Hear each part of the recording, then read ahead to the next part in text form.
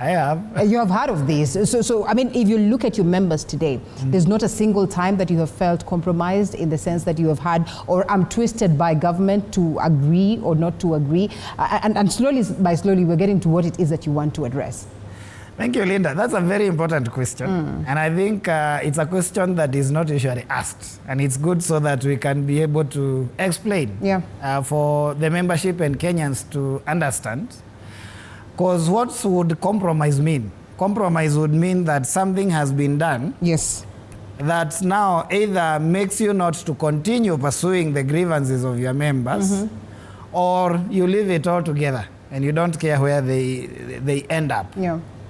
So in our case, I can say that we have not been compromised. Because what really happens, like you remember last year when we went for 4 months, we had actually said that we were doing it once and for all. But it's the court that came in, the Employment and Labor Relations Court, and Judge Baira Mongai, I have much respect for him. He's the one who came in and said, you have gone almost 4 months, patients are suffering. He summoned both of us, the side of the employers and our side, and he said, now I'm giving an order as the court. Okay. Can you sit down, negotiate on a framework on how you'll be able to resolve this? So we didn't have an option. We had to go back because we respect the law. We respect the courts because we believe that that is where we run to when things go haywire.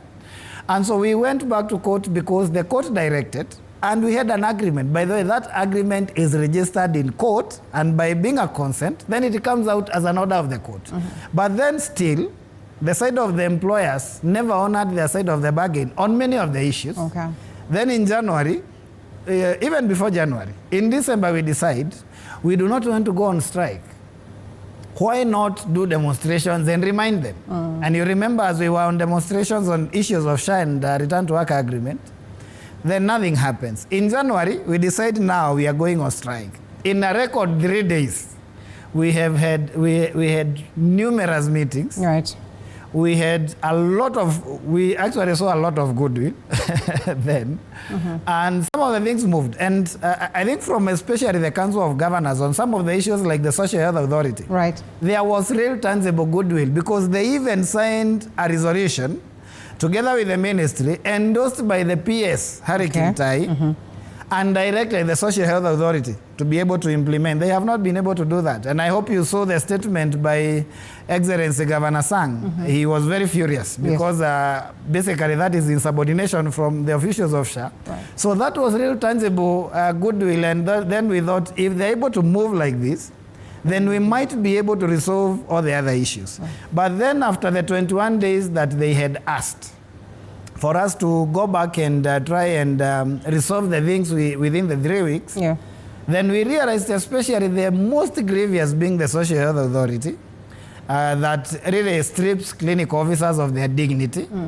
We decided it was no longer tenable for us to continue. And that is when we decided that we have to come out and ensure that these things that we agreed upon, you know, there is nothing that we are negotiating, Linda. Okay. If it's about the Social Health Authority, there is a resolution directing, and that is a policy direction because it's the top leadership of the Council of Governors and PS Harry. Those are the people who, policy-wise, they direct the Social Health Authority because we can only assume that the PS Harry acts on behalf of the CS, who gives the policy directive.